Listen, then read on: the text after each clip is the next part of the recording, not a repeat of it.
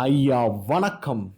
തൊപ്പി എന്ന അപരനാമത്തിൽ അറിയപ്പെടുന്ന യൂട്യൂബ് സ്ട്രീമർ ആദ്യം യൂട്യൂബ് ഗെയിമറായിരുന്നു. ആ യൂട്യൂബ് ഗെയിമറായി തുടങ്ങി അതിൽ നിന്നും പടിപടിയായി ഉയർന്നു വന്ന് ജനങ്ങളുടെ ശ്രദ്ധ ആകർഷിച്ച് അവരുടെ ഇഷ്ടം പിടിച്ചു പറ്റി. ആദ്യം കുറേ ഹേറ്റഡൊക്കെ ഉണ്ടായിരുന്നെങ്കിലും അതിൽ നിന്നൊക്കെ തിരുത്തി പിന്നീട് വീണ്ടും പുനരവതരിച്ച് വീണ്ടും ഒരു നല്ല സ്ട്രീമറായിട്ട് ജനങ്ങളുടെ വിശ്വാസതയും അവരുടെ സ്നേഹവും പിടിച്ചു പറ്റി ഇപ്പോൾ യൂട്യൂബിലൂടെ മുന്നേറുന്ന സെലിബ്രിറ്റി പരിവേഷമുള്ള ഒരു വ്യക്തിയാണ് തൊപ്പി എന്ന് പറയുന്നത്. ഈ തൊപ്പിയെ വെറുക്കുന്നവരുണ്ടായിരിക്കാം, വെറുക്കുന്നവർ വെറുത്തോ, അതിനിപ്പോൾ എനിക്കെന്താ. എന്തായിരുന്നാലും തൊപ്പി എന്ന് പറയുന്ന വ്യക്തി ഉപയോഗിക്കുന്ന ഭാഷ, തൊപ്പി പറയുന്ന പല കാര്യങ്ങളുടെയും സ്ത്രീവിരുദ്ധത, അങ്ങനെയുള്ള പല കാര്യങ്ങളും എടുത്ത് പല ആൾക്കാരും വിമർശിക്കാറുണ്ട്. പക്ഷേ അതൊന്നും വലിയ രീതിയിൽ ഇറിക്കാറില്ല എന്നുള്ളതാണ് പ്രധാനപ്പെട്ട കാര്യം. അതിൻ്റെ ഒരു കാര്യമുണ്ട്. അതായത് ഈ തൊപ്പി എന്ന് പറയുന്ന ഗെയിമർ ഉണ്ടല്ലോ, തൊപ്പി എന്ന് പറയുന്ന ഗെയിമർ തൊപ്പി മാത്രമല്ല ഉള്ളത്, ഇവിടെ ഇഷ്ടം പോലെ ഗെയിമർമാരുണ്ട്. ഈ ഗെയിമിംഗ് എന്ന് പറയുന്നതാണ് ഇനി ഡിജിറ്റൽ ഇന്ത്യയുടെ അല്ലെങ്കിൽ ഈ ഡിജിറ്റൽ വേൾഡിൻ്റെ ഫ്യൂച്ചർ എന്ന് നമ്മുടെ കേന്ദ്ര സർക്കാരിൽ തന്നെ പറഞ്ഞിട്ടുണ്ട്. അതിൻ്റെ ഒരു പ്രധാനപ്പെട്ട ഒരു കാര്യം എന്ന് പറഞ്ഞാൽ ഈ ഗെയിമിങ്ങിലൂടെ നമ്മുടെ രാജ്യത്തിന്, ഇവർ ഈ ഗെയിം കളിച്ച് നമ്മുടെ രാജ്യത്തിന് കിട്ടുന്ന റവന്യൂ എന്ന് പറഞ്ഞാൽ അത് അതിഭീകരമാണ്. എന്ന് പറഞ്ഞാൽ ഈ ഗെയിമിംഗ് എന്ന് പറഞ്ഞാൽ യഥാർത്ഥത്തിൽ ആ പ്ലാറ്റ്ഫോം എന്ന് പറഞ്ഞാൽ യൂട്യൂബ് അല്ല. യൂട്യൂബ് എന്ന് പറഞ്ഞാൽ വീഡിയോ കാണാനുള്ള പ്ലാറ്റ്ഫോമാണ്. ഈ ഗെയിം കളിക്കാനും ഗെയിം കളിച്ചുകൊണ്ട് ലൈവ് സ്ട്രീം ചെയ്യാനും ട്വിച്ച് പോലെയുള്ള, കിക്ക് പോലെയുള്ള പല പ്ലാറ്റ്ഫോമുകളുണ്ട്. കേട്ടിട്ടോലും ഇല്ലായിരിക്കും നമ്മളൊക്കെ. ഇങ്ങനെയുള്ള പല പ്ലാറ്റ്ഫോമുകൾ, ഈ പ്ലാറ്റ്ഫോമിനകത്ത് പല പല ആൾക്കാരും ഗെയിമുകൾ കളിക്കുന്നുണ്ട്. ഗെയിമുകൾ എന്ന് പറഞ്ഞാൽ ലൈവായിട്ട് അവർ ഗെയിം കളിക്കും. ഗെയിം കളിക്കുമ്പോൾ ഇത് കാണാനായിട്ട് ആൾക്കാർ വരും. ഇപ്പോൾ ഒരു കമ്പനിക്ക് അല്ലെങ്കിൽ ഒരു ഗെയിമിംഗ് കമ്പനിക്ക് നമ്മുടെ കേരളത്തിൽ ഒരു ഗെയിമിനെ ഫേമസ് ആക്കണം. നോക്കുമ്പോൾ കേരളത്തിലെ ഏറ്റവും ബെസ്റ്റ് ഗെയിമർ ആരാ? നോക്കുമ്പോൾ തൊപ്പിക്കാകുമ്പോൾ നല്ല ഫാൻസ് ഉണ്ട്. അങ്ങനെ ഫാൻസ് ഉള്ളത് കൊണ്ട് തന്നെ ഇവന്മാർ എന്ത് ചെയ്യും? തൊപ്പിക്ക് കൊണ്ടുവന്നിട്ട് എന്നാ മോനെ നിനക്കൊരു 1 കോടി രൂപ ഇരിക്കട്ടെ, നീ ഈ ഗെയിം ഒന്ന് കളിക്ക്, ആൾക്കാരൊക്കെ ഇതൊന്ന് അറിയട്ടെ എന്ന് പറയും. ഇപ്പം മനസ്സിലായോ? ഇതാണ് സെറ്റപ്പ് എന്ന് പറയുന്നത്. അപ്പോൾ ഇങ്ങനെ ഈ ഗെയിമിങ്ങിൻ്റെ മാർക്കറ്റിങ്ങിന് വേണ്ടി ഇവരിത് കളിച്ച് കാണിച്ചു കൊടുക്കും. അങ്ങനെ കുറേ ആൾക്കാർ ഇവരെ കാണാനായിട്ട് വരും. ഇങ്ങനെ കാണാനായിട്ട് വരുമ്പോഴും വെറുതെ ആൾക്കാർ കാണാൻ പറ്റില്ല. അതായത് വെറുതെ ഇങ്ങനെ ചത്തതുപോലെ ഇരുന്ന് ഗെയിം കളിച്ച് കഴിഞ്ഞാൽ കാണാനായിട്ട് വരില്ല. എന്തെങ്കിലും ഒരു എൻ്റർടൈൻമെൻ്റ് ഒക്കെ വേണം. അവിടെയാണ് തൊപ്പി ഐഷോ സ്പീഡിനെ ഇൻസ്പിറേഷൻ ആക്കിയിട്ടുണ്ട് എന്ന് എനിക്ക് പലപ്പോഴായിട്ട് തോന്നിപ്പോയത്. ഐഷോ സ്പീഡ് എന്ന് പറഞ്ഞാൽ ഇതിൻ്റെ അച്ഛനാണ്. ഐഷോ സ്പീഡ് ഇപ്പോൾ സന്ദർശിക്കാത്ത രാജ്യങ്ങളില്ല. ഐഷോ സ്പീഡ് എന്ന് പറഞ്ഞാൽ ഹോളിവുഡ് സെലിബ്രിറ്റീസിൻ്റെ ലെവലിൽ ഇപ്പോൾ ഫേമസുമാണ്. ഐഷോ സ്പീഡ് ഈ ഗെയിമിംഗ് അതായത് ഈ ഗെയിം കളിക്കുന്നതിൻ്റെ ഇടയിൽ പല പല കോപ്പറായിത്തരങ്ങളും കോപ്പറാട്ടികളൊക്കെ കാണിക്കും, ലൈവ് സ്ട്രീമിംഗ് നടത്തും, പല ട്രെയിലറുകളൊക്കെ എടുത്ത് റിയാക്ട് ചെയ്യും, അതിൻ്റെ ഇടയിൽ കോമാളിത്തരങ്ങൾ കാണിക്കും. അങ്ങനെ കാണിച്ച് ഐഷോ സ്പീഡിന് വലിയൊരു സെലിബ്രിറ്റി ഫാൻ ബേസ് ഉണ്ടായി. അങ്ങനെയാണ് ഐഷോ സ്പീഡ് രക്ഷപ്പെട്ടു പോയത്. സമാനമായിട്ടുള്ള രീതിയിലാണ് തൊപ്പിയും വളർന്നു വന്നത്. പക്ഷേ തൊപ്പി ഇതിൽ നിന്നെല്ലാം ഒരുപാട് ഇങ്ങ് മാറിയെങ്കിലും ഇപ്പോൾ അതുപോലെ വളർന്നു വരാൻ ശ്രമിക്കുന്ന ഒരുപാട് ആൾക്കാർ നമ്മുടെ സമൂഹത്തിലുണ്ട്. ഉദാഹരണത്തിന് ഈഗിൾ ഗെയിമിംഗ്, സായി പോപ്പി എന്ന് പറഞ്ഞാൽ ചിലപ്പോൾ നിങ്ങൾക്ക് മനസ്സിലാവില്ല. എടാ നിനക്കൊക്കെ തന്തയുണ്ടോടാ തന്ത എന്ന് ചോദിക്കുന്ന ഇൻസ്റ്റാഗ്രാമിലൊക്കെ ഒരു ചെക്കനെ നമ്മൾ കണ്ടിട്ടില്ലേ? അതാണ് സായി പോപ്പി എന്ന് പറയുന്നത്. അപ്പോൾ ഇവരൊക്കെ ഉപയോഗിക്കുന്ന ഭാഷ എന്നൊക്കെ പറഞ്ഞാൽ, തെറി എന്നൊക്കെ പറഞ്ഞാൽ അതിലടങ്ങിയിരിക്കുന്ന സ്ത്രീവിരുദ്ധത, അതിലടങ്ങിയിരിക്കുന്ന പല കാര്യങ്ങളുണ്ടല്ലോ, അതൊന്നും നമുക്ക് അംഗീകരിക്കാൻ പോലും സാധിക്കില്ല. പക്ഷേ ഇതൊന്നും കണ്ടാൽ സർക്കാരോ പോലീസോ മൈൻഡ് ചെയ്യില്ല എന്നുള്ളത് പച്ചയായിട്ടുള്ളൊരു യാഥാർത്ഥ്യമാണ്. കാരണം അവർ പൊളിറ്റിക്സ് പറയുന്നില്ല എന്നുള്ളതാണ്. സർക്കാരിന് പൊളിറ്റിക്സ് ആരെങ്കിലും പറയുന്നോ, ഞങ്ങളെ ആരെങ്കിലും വിമർശിക്കുന്നുണ്ടോ എന്നാണ് സർക്കാർ നോക്കുന്നത്.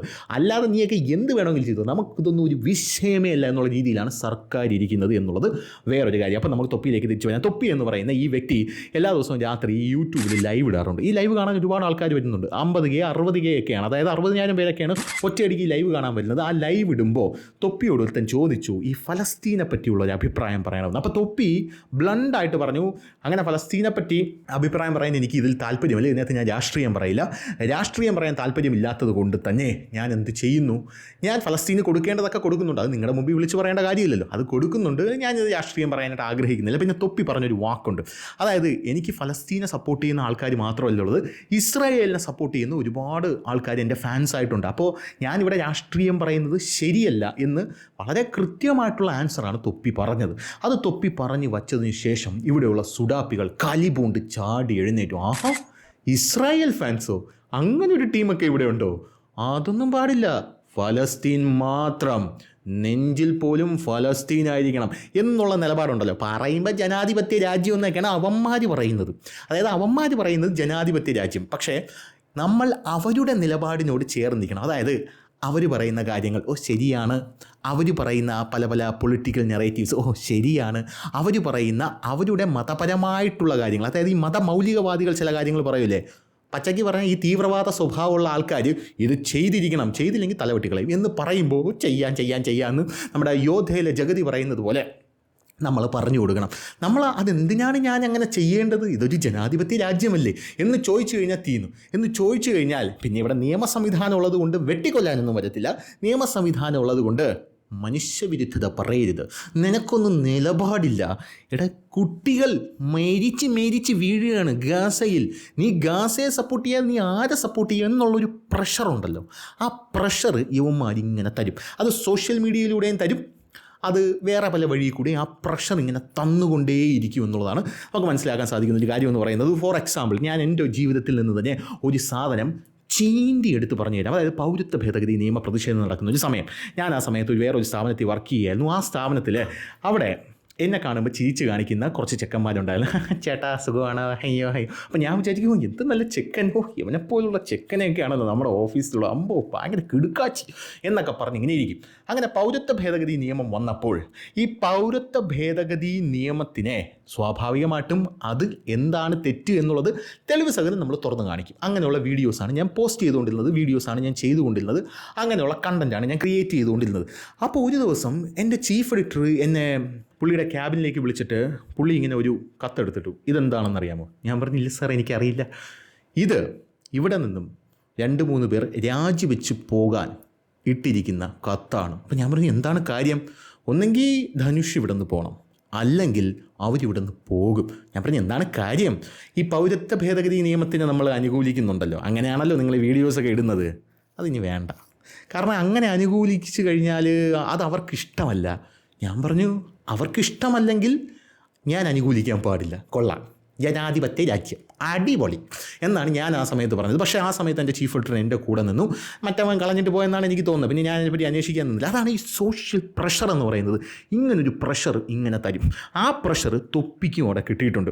ഈ ഇസ്രായേൽ ഫ്രണ്ട്സ് എന്ന് പറഞ്ഞതാണ് ഈ സുഡാപ്പികളെ ചൊടിപ്പിച്ചത്. ഇസ്രായേൽ ഫ്രണ്ട്സോ? അങ്ങനെയൊക്കെ ഉണ്ടോ? അതൊന്നും പാടില്ല. യഹിയ സിൻവാറിൻ്റെ തിടമ്പ് പോലും ആനപ്പുറത്തേറ്റിയ പാരമ്പര്യമുള്ള നാടാണിത്. ആ തീവ്രവാദിയുടെ തിടമ്പെടുത്ത് ആനപ്പുറത്തേറ്റിയ പാരമ്പര്യമുള്ള നാടാണെന്ന് പറഞ്ഞുകൊണ്ടാണ് ആക്രമണം ഒരു ഭാഗത്തുനിന്ന് യവന്മാരെ അഴിച്ചു വിട്ടത്. തൊപ്പി സ്വാഭാവികമായിട്ടും ഭയന്നു. തൊപ്പി സ്വാഭാവികമായിട്ടും ഭയക്കുക മാത്രമല്ല ചെയ്തത്, തൊപ്പി വന്ന് മാപ്പും പറഞ്ഞു. ഇതാണ് നമ്മുടെ നാടിൻ്റെ അവസ്ഥ എന്ന് പറയുന്നത്.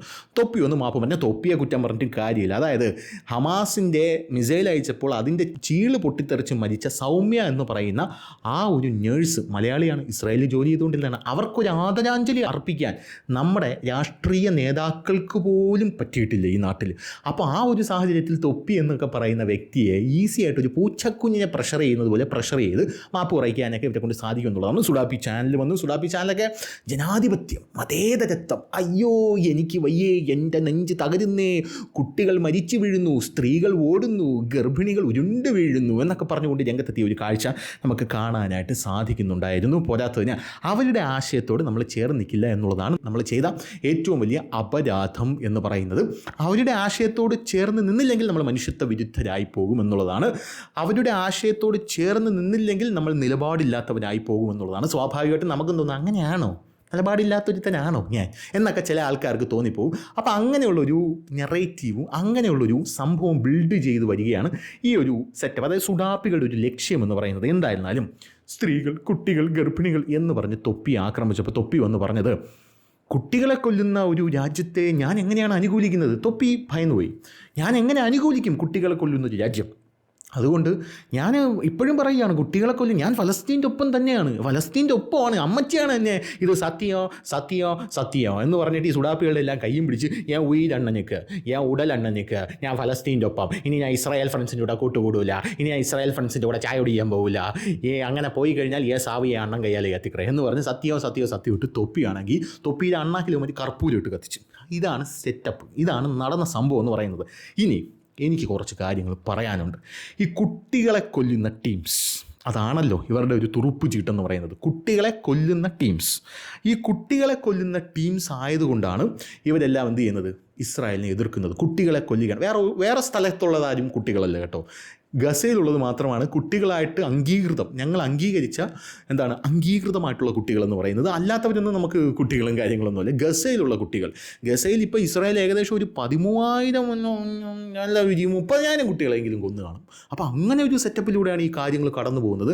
അങ്ങനെയല്ല എന്നുള്ള പല തെളിവും സഹിതം പല UN അടക്കമുള്ള പലരും ഇങ്ങനെ പുറത്ത് വിട്ടിട്ടുണ്ടെങ്കിലും അതൊന്നും അംഗീകരിക്കാൻ തയ്യാറല്ല എന്നുള്ളത് മാത്രമല്ല, കുട്ടികളെ കൊല്ലുന്നു എന്നുള്ളതാണ് നിലവിളി.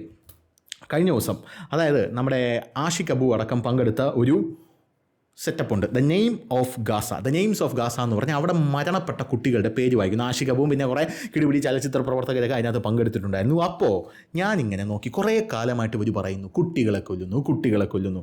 ഞാനിങ്ങനെ എടുത്തു നോക്കി, ശരി, കുട്ടികളെ കൊല്ലുന്ന കുറേ ആൾക്കാരുടെ ലിസ്റ്റ് നമുക്കങ്ങ് വായിച്ച് കളയാമെന്ന് പറഞ്ഞ് ഞാനും ഒരു പഠനം അങ്ങോട്ട് നടത്തി. ഈ കുട്ടികളെ കൊല്ലുന്നത് എന്തായാലും ശരിയല്ല. അതിപ്പം ഫലസ്തീനിൽ ഇസ്രായേൽ കുട്ടികളെ കൊല്ലുന്നു എന്ന് പറഞ്ഞാൽ എനിക്ക് പോലും സഹിക്കാൻ പറ്റാത്ത കാര്യമാണ്. കാരണം കുട്ടികളെന്ന് പറഞ്ഞാൽ നമ്മുടെ സ്വത്താണ്, അവരെ കൊല്ലാനായിട്ട് പാടില്ല. അങ്ങനെ ഇരിക്കുകയാണ് ഞാനൊരു കൂലങ്കഷമായിട്ടുള്ള ഒരു വിശകലനം നടത്തിയപ്പോൾ ഒരു റിപ്പോർട്ട് എൻ്റെ കയ്യിൽ വന്ന് പെട്ടത്. ആ റിപ്പോർട്ട് പ്രകാരം ഞാനിങ്ങനെ നോക്കുന്നു, ഇസ്ലാമിക ഭീകര സംഘടനയായിട്ടുള്ള ISIS എന്ന് പറയുന്ന സംഘടന, യൂണിസെഫിൻ്റെ ഒരു റിപ്പോർട്ടുണ്ട്. 2019 മുതൽ 2014 വരെ കൊന്നൊടുക്കിയത് 10,000 കുട്ടികളെ. എങ്ങനെയാണ്? 2019 മുതൽ 2014 മുതൽ കൊന്നൊടുക്കിയത് 10,000 കുട്ടികളെയാണ്. മൈനുകളിട്ട് കൊന്നു, ബോംബിംഗ് നടത്തി കൊന്നു, ഹ്യൂമൻ ഷീൽഡുകളാക്കി, അതായത് കുട്ടികളെ എടുത്ത് കവചമാക്കി അങ്ങനെ കൊന്നു.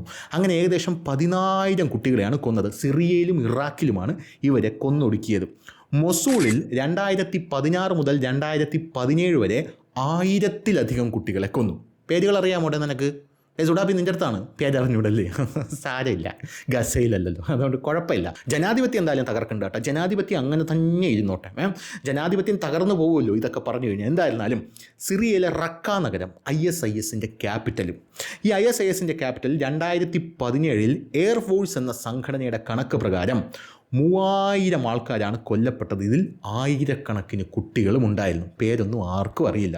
ഇറാഖിൽ 2014 UN റിപ്പോർട്ട് പ്രകാരം 5000-ലധികം സ്ത്രീകളും കുട്ടികളും, അതിനകത്ത് 1000-കണക്കിന് കുട്ടികളെ അപഹരിച്ച് അവരെ സൈനികരാക്കി, അവരെ ലിംഗപീഡനത്തിന് ഇരയാക്കി, അവരെ അടിമക്കച്ചവടം നടത്തി. ഈ ISൻ്റെ കാര്യമാണ് കേട്ടോ പറയുന്നത്. അങ്ങനെ ഒരു സംഘടനയുണ്ട്. ഈ ISൻ്റെ കാര്യമാണ് പറയുന്നത്. തീവ്രവാദ സംഘടനയൊക്കെയാണ് പറയുന്നത്. പക്ഷേ നമ്മൾ അത് ജൂതന്മാരാണെന്ന് പറയും. ജൂതന്മാരാണ്. ഇത് നമ്മുടെ സംഘടനയല്ല, ഇത് ജൂതന്മാരുടെ സംഘടനയാണ്, ജൂതന്മാരുണ്ടാക്കി വിട്ടിരിക്കുന്ന സംഘടനയാണ് എന്നാണ് നമ്മൾ പറയുന്നത്. അതുകൊണ്ട് തന്നെ ഈ റിപ്പോർട്ട് ഞങ്ങൾ അംഗീകരിക്കില്ല എന്നും അവറ്റകൾ പറയുന്നുണ്ട്. ഇനി അടുത്തതായിട്ട് ലിബിയ, നൈജീരിയ, അവിടെ ബോക്കോ ഹറാം എന്ന് പറഞ്ഞ വേറൊരു സംഘടനയുണ്ട്. ജൂതൻ, എനിക്കറിയാം, അങ്ങനെ വരൂ. ഈ ബോക്കോ ഹറാം എന്ന് പറയുന്നത് ഈ ISIS ബന്ധമുള്ള ഒരു സംഘടനയാണ്. ഇവന്മാർ 2009 മുതൽ 2000 വരെ 3000 കുട്ടികളെ കൊന്നിട്ടുണ്ടെന്നാണ് UNൻ്റെ റിപ്പോർട്ട് വന്നിരിക്കുന്നത്. എത്രയാണ്? 3000 കുട്ടികളെ. 2014 അവിടെ ചിംബോക് സ്കൂൾ, അവിടെ കുറച്ച് പെൺകുട്ടികളെ, 270ഓളം പെൺകുട്ടികളെ ഇവന്മാർ തട്ടിക്കൊണ്ടുപോയി. അത് ലോക ശ്രദ്ധ ആകർഷിച്ച ഒരു വിഷയമായിരുന്നു. എവിടെയാണെന്ന് ഇപ്പോഴും അറിയില്ല പെൺകുട്ടികൾ. ഇനി 2014 മുതൽ 2015 കാലഘട്ടം വരെ UNൻ്റെ റിപ്പോർട്ട് പ്രകാരം ISIS കൊന്നൊടുക്കിയത് ടോട്ടൽ 15,000 കുട്ടികളെയാണ്. എത്രയാണ്? 15,000 കുട്ടികളെ. UNൻ്റെ റിപ്പോർട്ടുണ്ട്. ഇനി അൽ ഖ്വയ്ദ എന്ന് പറയുന്ന ഒരു സംഘടന, അറിയാം, ജൂതൻ അറിയാം. അൽ ഖ്വയ്ദ എന്ന് പറയുന്ന ഒരു സംഘടനയുണ്ട്. ഈ അൽ ഖ്വയ്ദ അമേരിക്കയിൽ നടത്തിയ ആക്രമണം, 9/11 ആക്രമണത്തിൽ 10 കുട്ടികൾ ഉൾപ്പെടെ മരണപ്പെട്ടത് ഏകദേശം 3000 പേരാണ്. ബാലി ബ്ലാസ്റ്റ്, ഇന്തോനേഷ്യയിൽ നടന്ന 2002 ബ്ലാസ്റ്റ്, അതിൽ കുട്ടികളടക്കം മരണപ്പെട്ടത് 202 പേര്. മാഡ്രിഡ് ട്രെയിൻ അറ്റാക്ക്, സ്പെയിനിൽ നടന്ന 2004 കുട്ടികളടക്കം 193 പേർ കൊല്ലപ്പെട്ടു. ലണ്ടൻ ബോംബ് സ്ഫോടനം 2005 100 കുട്ടികൾ നേരിട്ട് മാനസിക സംഘർഷത്തിലേക്ക് പോയി. അതായത് കുട്ടികൾ ട്രോമറ്റൈസ്ഡ് ആയിപ്പോയി. അവർക്കിപ്പോഴും അതിൽ നിന്നൊരു മോചനം ലഭിച്ചിട്ടില്ല എന്നുള്ള റിപ്പോർട്ടുകളാണ് ഞാൻ കണ്ടത്. 52 പേര്, കുട്ടികൾ ഉൾപ്പെടെ അതിനകത്ത് മരിച്ചിട്ടുണ്ട് എന്നുള്ള റിപ്പോർട്ടും പുറത്ത് വന്നിട്ടുണ്ട്. ഇനി പാകിസ്ഥാനിൽ 2001 മുതൽ 2015 വരെ 1000-കണക്കിന് കുട്ടികളാണ് യൂണിസെഫിൻ്റെ കണക്ക് പ്രകാരം മരണപ്പെട്ടുകൊണ്ടിരിക്കുന്നത്. അതായത് വർഷം തോറും 100 കുട്ടികളടക്കം മരിക്കുന്നുണ്ട്. കഴിഞ്ഞ ദിവസവും മരിച്ചു. പാകിസ്ഥാൻ അവിടെ ഖൈബർ പഖ്തൂൺഖ്വ മേഖലയിൽ തെഹ്രീക്ക് താലിബാൻ്റെ മണ്ടയിൽ ബോംബിടുന്നു എന്ന് പറഞ്ഞുകൊണ്ട് കുട്ടികളെ മണ്ടയിലെടുത്ത് ബോംബിട്ടു. കുട്ടികളെ ഇങ്ങനെ ഈ പൊതിഞ്ഞ് കിടത്തിയിരിക്കുന്ന ദൃശ്യങ്ങളുണ്ടല്ലോ, വൈറലായിരുന്നു. ഇവിടെ ആരും പ്രതിഷേധിച്ചില്ല, ഒന്നും ചെയ്തില്ല. അങ്ങനെ മൊത്തത്തിൽ വൈറലായിട്ടുള്ള ദൃശ്യങ്ങളായിരുന്നു അത് AI ജനറേറ്റഡും അല്ല, ഒറിജിനലായിരുന്നു. ഇനി അടുത്തത് 2014 പെഷാവാർ സ്കൂൾ അറ്റാക്ക്. ഇതിൽ 149 കുട്ടികൾ മരിച്ചു. യമനിലും സൊമാലിയയിലും 2010-ലും 2020-നും ഇതിനിടയിൽ നടന്ന ബോംബ് അറ്റാക്സിൽ കുട്ടികൾ ഉൾപ്പെടെ മരിച്ചത് 600 പേരാണ്. ടോട്ടൽ 2001 മുതൽ 2020 വരെ ഈ അൽ ഖ്വയ്ദ നടത്തിയ രാജ്യത്തിൻ്റെ, അതായത് ലോകത്തിൻ്റെ വിവിധ സ്ഥലത്തുള്ള ആക്രമണങ്ങളിൽ ഏകദേശം 2000-ലധികം കുട്ടികളാണ് മരിച്ചിട്ടുള്ളത് എന്ന റിപ്പോർട്ടുകൾ പുറത്തു വരുന്നു. UN-ഉം യൂണിസെഫും ഹ്യൂമൻ റൈറ്റ്സും അടക്കമുള്ളവരാണ് ഈ വിലയിരുത്തലുകൾ നടത്തിയിരിക്കുന്നത്. ഇനി താലിബാൻ എന്ന് പറഞ്ഞ വിസ്മയം. ഈ താലിബാൻ എന്ന് പറയുന്ന വിസ്മയം 2020-ലെ UN റിപ്പോർട്ട് പ്രകാരം ആ വർഷം മാത്രം കൊന്നൊടുക്കിയത് 760 കുട്ടികളെ.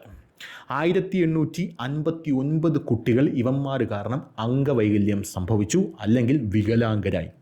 2019-ലും 2020-ലെയും കണക്കെടുക്കുകയാണെങ്കിൽ റെക്കോർഡാണ്. 5770 കുട്ടികളാണ് ഇത് കൊന്നൊടുക്കിയിരിക്കുന്ന Taliban. UN grave violations against children's report ഇത് കൃത്യമായിട്ട് വെളിപ്പെടുത്തുന്നുണ്ട്. വായിച്ചാൽ തീരില്ല. അവിടെ ഗസ എന്നൊരു പേര് പറഞ്ഞാൽ ഇത് ലോകമെമ്പാടുമാണ്, ഇങ്ങനെ പരന്ന് കിടക്കുകയാണ്, ഇങ്ങനെ മൊത്തത്തിൽ ഇങ്ങനെ പരന്ന് പന്തലിച്ച് കിടക്കുകയാണ്. ഇവിടെ തീരുമ്പോൾ യൂറോപ്പ് തീരുമ്പോൾ ഇങ്ങോട്ടേക്ക് വരും, ഇവിടെ തീരുമ്പോൾ അങ്ങോട്ടേക്ക് പോകും, അവിടെ തീരുമ്പോൾ ഇങ്ങോട്ടേക്ക് പോകും. അപ്പോൾ ഇതൊന്നും നമുക്കൊരു വിഷയമല്ലല്ലോ, ഒന്നും തോന്നരുത് കേട്ടോ. എന്തായാലും ഇനി ആഫ്രിക്ക എടുക്കുക, അതൊരു സെപ്പറേറ്റ് കണക്കാണ്. ഈ ആഫ്രിക്ക എന്ന് പറയുന്നത് ഒരു ഇരുണ്ട ഭൂഖണ്ഡമായി കണക്കാക്കി ഇരിക്കുന്നത് കൊണ്ട് തന്നെ അവിടെയുള്ള ആൾക്കാർ ആർക്കും എന്തും ചെയ്യാം എന്നുള്ളൊരു തോന്നലുണ്ട്. അവിടെ ബോക്കോ ഹറാം എന്ന് പറഞ്ഞൊരു തീവ്രവാദ സംഘടനയുണ്ട്. ജൂതൻ 2014 ഫെഡറൽ ഗവൺമെൻറ് കോളേജിൽ ഒരു ആക്രമണം നടത്തി. 59 കുട്ടികൾ മരിച്ചു, 59 സ്റ്റുഡൻസ് അവിടെ മരണപ്പെട്ടു. മാസ് സ്കൂൾ കില്ലിംഗ് എന്ന ചരിത്രം രേഖപ്പെടുത്തിയ ഒരു മാസ് മസാക്കറായിരുന്നു അത്. 2014 ചിബോക്കിൽ ഞാൻ നേരത്തെ പറഞ്ഞു 276 സ്കൂൾ കുട്ടികളെ, പെൺകുട്ടികളെ കടത്തിക്കൊണ്ടുപോയി. 1000 കുട്ടികളെ 2013-ലും 2018-ലും ഇടയ്ക്ക് അബ്ഡക്റ്റ് ചെയ്ത് അവരെന്ത് ചെയ്തിട്ടുണ്ട്, അവരുടെ തീവ്രവാദ സംഘടനയിൽ ചേർത്തിട്ടുണ്ട്. സ്ത്രീകളാണെങ്കിൽ കുട്ടികളാണെന്ന് പോലും നോക്കാതെ ലൈംഗിക അടിമകളാക്കി ഇവന്മാരുടെ ലൈംഗിക വൈകൃതം അവർക്ക് മേൽ തീർക്കും. നാദിയ മൊറാദ് എന്ന് പറയുന്നൊരു സ്ത്രീയുണ്ട്. നാദിയ മൊറാദ് എന്ന് പറഞ്ഞ സ്ത്രീ ഒരു പുസ്തകം എഴുതിയിട്ടുണ്ട്. ISIS ക്യാമ്പിൽ അവർ നേരിട്ട ക്രൂര പീഡനങ്ങൾ. അതായത് 70-80 പുരുഷന്മാർക്ക് ഒരൊറ്റ സ്ത്രീയാണ് ISIS ക്യാമ്പിൽ. 70-80 പുരുഷന്മാർക്ക് ഒരൊറ്റ സ്ത്രീ എന്നുള്ള രീതിയിലാണ് അവരത് എഴുതി വെച്ചിരിക്കുന്നത്. അതൊക്കെ സമയം കിട്ടുമ്പോൾ ഒന്ന് വായിച്ചു കഴിഞ്ഞാൽ നമുക്ക് കുറച്ച് വിവരമൊക്കെ കിട്ടുമെന്നുള്ളതാണ്. 2015 മുതൽ 2016 വരെ 4000 കുട്ടികളെയാണ് നൈജീരിയ നോർത്ത് ഈസ്റ്റിൽ മാത്രം ഈ ബോക്കോ ഹറാം എന്ന് പറഞ്ഞ ഈ ഇസ്ലാമിക് ഭീകരവാദ സംഘടന കൊന്നൊടുക്കിയിരിക്കുന്നത്. അൽ ഷബാബ് എന്ന് പറഞ്ഞ വേറൊരു സംഘടനയുണ്ട്, ജൂതൻ. ഈ അൽ ഷബാബ് 2010 മുതൽ 2016 വരെ UN പറയുന്നത് 6100 കുട്ടികളെ കടത്തിക്കൊണ്ടുപോയി ഇവരുടെ സൈന്യത്തിൽ ചേർത്തു, അല്ലെങ്കിൽ ഇവരുടെ ഭീകര സംഘടനയിൽ ചേർത്തു. അതിനുശേഷം ആ കുട്ടികൾ കൊല്ലപ്പെടുകയോ അല്ലെങ്കിൽ ആ കുട്ടികൾക്ക് അംഗവൈകല്യം, അതായത് വികലാംഗരാകുകയോ ചെയ്തു എന്നുള്ളതാണ് UN വെരിഫൈഡ് റിപ്പോർട്ട് പുറത്തു വന്നിരിക്കുന്നത്. ഇനി 2020-ൽ നോർത്ത് കെനിയയിൽ നടന്ന വലിയ രീതിയിലുള്ള ആക്രമണം, കൂട്ടക്കൊല, അവിടെയും കൊല്ലപ്പെട്ടത് കുട്ടികളാണ്.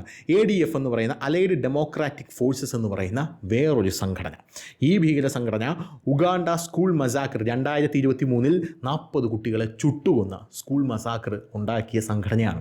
ഈ സംഘടന പ്രകാരം ഇങ്ങനെ മരണപ്പെട്ടിട്ടുണ്ട് കുട്ടികൾ. ISM ഇസ്ലാമിക് സ്റ്റേറ്റ് മൊസാംബിക്ക്, അവിടെ കാബോ ഡെൽഗാഡോ എന്ന് പറയുന്ന മൊസാംബിക് പ്രവിശ്യയിൽ കുട്ടികളെ കൊന്നൊടുക്കലാണ് ഇവന്മാരുടെ പ്രധാനപ്പെട്ട പണി എന്ന് പറയുന്നത്, മതത്തിൻ്റെ പേര് പറഞ്ഞുകൊണ്ട്. അങ്ങനെ മൊത്തത്തിൽ ഇങ്ങനെ കുട്ടികളെ കൊന്നൊടുക്കുകയാണ്. ഇനി യൂറോപ്പിലേക്ക് വരാൻ തീർന്നിട്ടില്ല, ഇങ്ങനെ കാണ്ടം കണക്കിങ്ങനെ സാധനം ഇങ്ങനെ കിടക്കുകയാണ്. ഇനി യൂറോപ്പിലേക്ക് വരാം.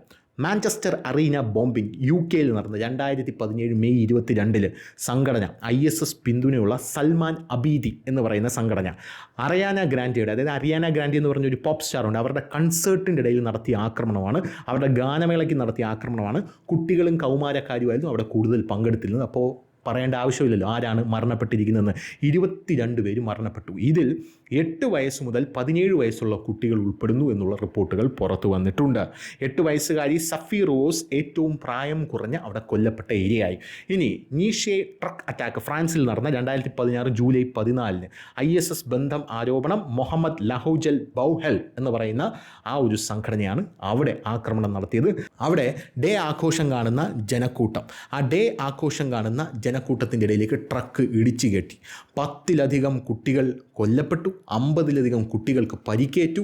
അതിൽ അംഗഭംഗം സംഭവിച്ച കുട്ടികളുണ്ട്. 86 പേര് അവിടെ കൊല്ലപ്പെട്ടു. ഇനി ബറ്റാക്ലാൻ ആൻഡ് പാരീസ് അറ്റാക്സ്, ഫ്രാൻസിൽ 2015 നവംബറിൽ നടന്നത് ISIS നടത്തിയ ഭീകരാക്രമണമാണ്. 130 പേർ കൊല്ലപ്പെട്ടു, കുട്ടികളടക്കം എന്നുള്ള റിപ്പോർട്ട് പുറത്തു വന്നിട്ടുണ്ട്. ഇനി ലണ്ടൻ ബോംബിങ്സ്, UK നടന്ന 2005 ജൂലൈ 7 നടന്ന അൽ ഖ്വയ്ദ പ്രേരിത തീവ്രവാദികൾ നടത്തിയ ഇതിൽ 52 പേർ കൊല്ലപ്പെട്ടു, കുട്ടികൾ ഉൾപ്പെടെ എന്നുള്ള റിപ്പോർട്ടുകൾ പുറത്തു വന്നിട്ടുണ്ട്. ബെർലിൻ ക്രിസ്മസ് മാർക്കറ്റ് അറ്റാക്ക് ജർമ്മനിയിൽ നടന്ന 2016 ഇത് ISIS പിന്തുണയുള്ള ടുണീഷ്യൻ അഭയാർത്ഥി അനിസ് ആംറി എന്ന് പറയുന്നതിൽ തന്നെയാണ് ഇത് നടത്തിയത്.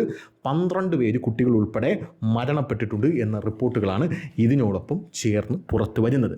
സ്ത്രീകൾ, കുട്ടികൾ, ഗർഭിണികൾ എന്ന് പറയുന്ന ഇത്രയും, അതായത് ഭൂലോകം മുഴുവൻ തീവ്രവാദ സംഘടന കൊണ്ട് കൊല്ലപ്പെടുന്നുണ്ട്. അതൊന്നും ഒരു വിഷയമല്ല, അതൊന്നും വിഷയമേ അല്ല.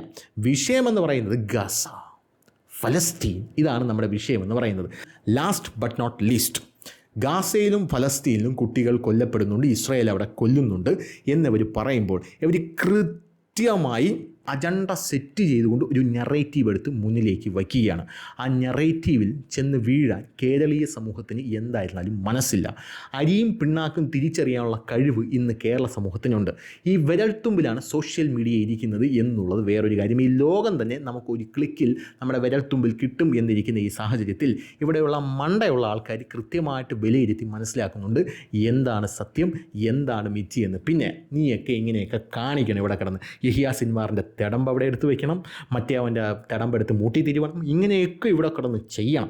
ഇങ്ങനെയൊക്കെ ഇവിടെ കിടന്ന് ചെയ്യുന്നതിൻ്റെ ഭാഗമായിട്ടാണ് ഇവിടെ വലതുപക്ഷ രാഷ്ട്രീയം വളർന്ന് പടർന്ന് പന്തലിക്കുന്നു എന്ന് ഇവന്മാർ പറയുന്നത്.